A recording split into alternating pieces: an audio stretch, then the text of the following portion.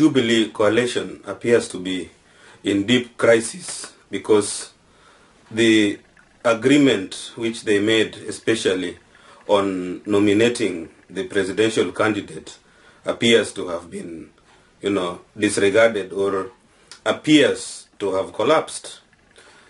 Now, one explanation why Uhuru Kenyatta is playing hardball, especially on the question of nomination, the method of nominating the presidential candidate in the Jubilee coalition, is because Uhuru Kenyatta knows too well that if they go to the nomination where the delegates are going to elect the Jubilee presidential candidate, then Uhuru Kenyatta is obviously going to win.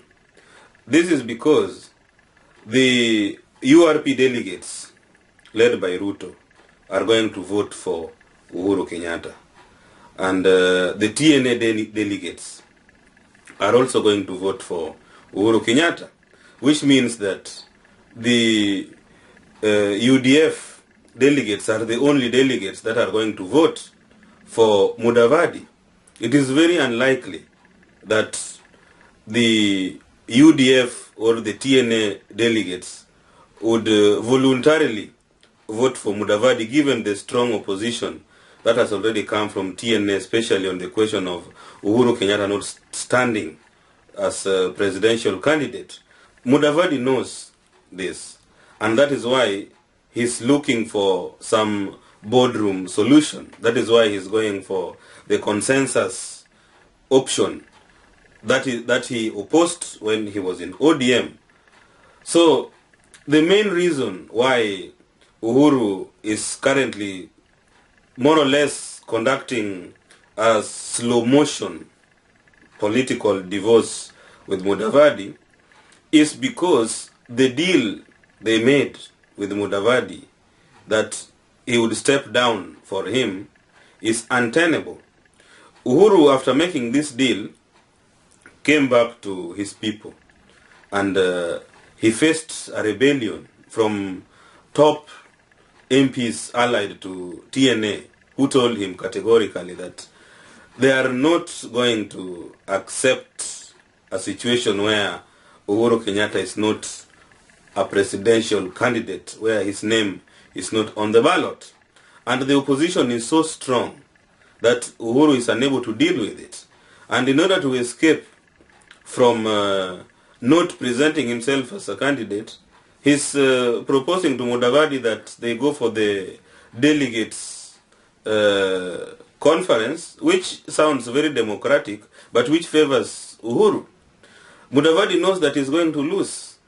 And if he loses, then it means that the original deal that enabled him to join the Jubilee coalition in the first place has been violated.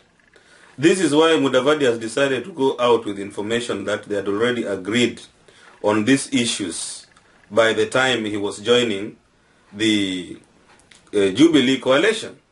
Mudavadi is now paying for his own stupidity, politically speaking, because he should not have trusted both Uhuru and Ruto.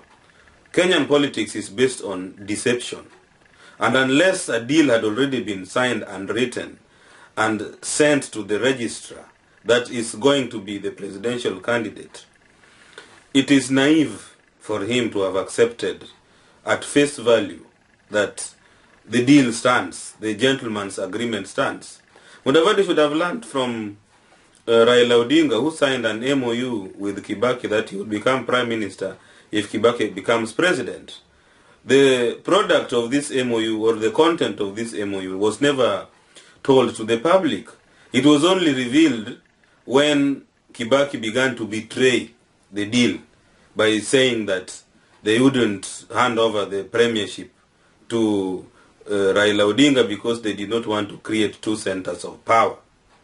Now, this is one reason why Uhuru Kenyatta is trying to run away from the alleged deal that they made with Mudavadi when both Uhuru and Ruto were chasing Mudavadi around town on the 4th of December.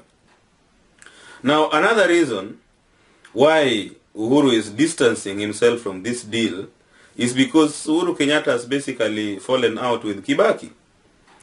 Initially, that is immediately after the 2007 elections, Uhuru Kenyatta was Kibaki's heir apparent. And this explains why Kibaki gave Uhuru the premiership. This explains why Kibaki later gave Uhuru the Ministry of Finance, which he has been running since, 2007 and just before he resigned following the ICC cases. Uhuru fell out with Kibaki because Uhuru's presidency was untenable as far as Kibaki was concerned. The first problem was the ICC cases, because even when Kibaki, started grooming Uhuru, he must have known that it would be very difficult to sell a Kikuyu president. But probably he thought that that is something he could live with. But when the ICC cases came up, it became extremely difficult to sell Uhuru Kenyatta because of the impossibility of selling, suspects of crimes against humanity. This is one. Two, both the British and American governments, that is the Western imperialist powers, also made it clear to Kibaki that they are not interested in any Uhuru presidency.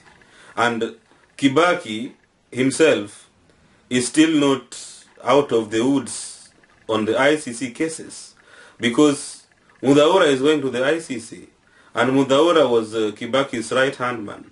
Once Mudavadi notices that he's alone, just like now, he must be a worried man, he might implicate Kibaki at the ICC on the post-election violence. And as the head of state at that time, with evidence coming from his former right-hand man, Kibaki will not be sitting pretty after he leaves power. And this is one reason why he started moving towards the direction of Mudavadi after noticing that Uhuru Kenyatta was unsellable. Through his own lieutenants in State House, Kibaki approached Mudavadi. They convinced Mudavadi to quit ODM, arguing that both Uhuru and Ruto are going to The Hague, and that there is going to be a huge vacuum. If Mudavadi leaves ODM, he's going to benefit out of the Ruto Uhuru constituency. The Kikuyus are going to vote for Mudavadi. The Kalenjins are going to vote for Mudavadi. But all this were happening before the ICC revealed that the trials are going to begin in April, that is after elections. This announcement more or less derailed the Mudavadi strategy completely, because both Ruto and Uhuru came back on the race to the presidency, but by then Uhuru had already fallen out with Kibaki.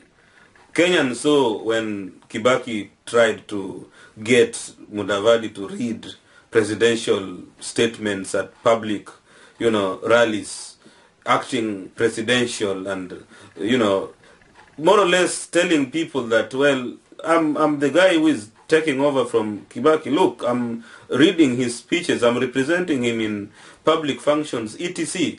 This was done openly in Kenya. And it was because Kibaki is not comfortable with the Raila presidency. Kibaki stole Raila's presidency. Kibaki has stolen vast pieces of land together with his cohorts, ranging from the days of Moi. Kibaki has, misappropriated funds, state funds in Kenya. There are a lot of corruption scandals that are unresolved and that are going to be inherited by the next government. And if this government is going to be headed by Raila Odinga, Kibaki has not been very comfortable. And this explains why he has been gravitating towards Mudavadi. Now, the reason why now Uhuru is moving away from Mudavadi is because, just as he claims, some State House operatives had tried to put pressure on him And at the time of signing the deal with Mudavadi that he would step down, it appears as though Uhuru had already been convinced. And what has made Uhuru to rethink is the pressure that is coming out of TNA and warning him that he is the presidential candidate of TNA, because there is no way they are going to start selling Mudavadi to people in central Kenya who know that Uhuru has been their presidential candidate. It is Uhuru's ambition to stand for presidency that moved him into setting up TNA in the first place. So how is he going to leave it to Mudavadi? For Uhuru, it is possible to explain all this because, I mean, he's going to the ICC, he knows, he's a worried man. But then it is impossible to explain this to some illiterate or semi-illiterate voters in Central Province. So if Uhuru doesn't stand for presidency, he's going to lose his constituency. He's going to lose support. And given that he's facing ICC, he's going to be basically alone. So the option he's left with is to cling on the nomination through the delegate system, which he knows Mudavadi is going to reject, just as Mudavadi has rejected it. And then he's going to say that, look, Mudavadi is not democratic. He's dictatorial. He doesn't want to follow the people's choice. You know, we have seen videos of Uhuru encouraging individuals to accept the result of a nomination which in fact is going to be in his favor. These are the reasons that are making Uhuru Kenyatta to back away from Mudavadi. And Mudavadi's options are very limited, because once he leaves the Jubilee coalition, if the issue is not resolved, Mudavadi is going to be alone. He's going to be solo. It is going to be very difficult for him to join another coalition, because the time for coalition building is gone. Uhuru Kenyatta has deceived him. He has been fooled by Uhuru and Ruto to squander his chances of entering into a coalition, into cancelling the coalitions that he had already entered into. And he is most likely going to face elections as a lone ranger. He's going to join the ranks of Martha Karua and Ole Kiapi, with the difference being that he's been forced into lone ranger strategy because of his own stupidity and because of his inability to see far. Mudavadi should have learned his lessons by now. His best options were in ODM. But once he quit ODM because of misplaced power ambitions, he's paying for his own stupidity. He needs to learn. And unfortunately, the Kenyan politics, you learn the hard way. Mudavadi deserves what he is getting at the moment. It is the politics of personalities. They are playing politics of individual interests. They are not playing politics of ideas. Politics based on principles and politics based on ideologies. This is what happens. You run around like a political prostitute. Thank you.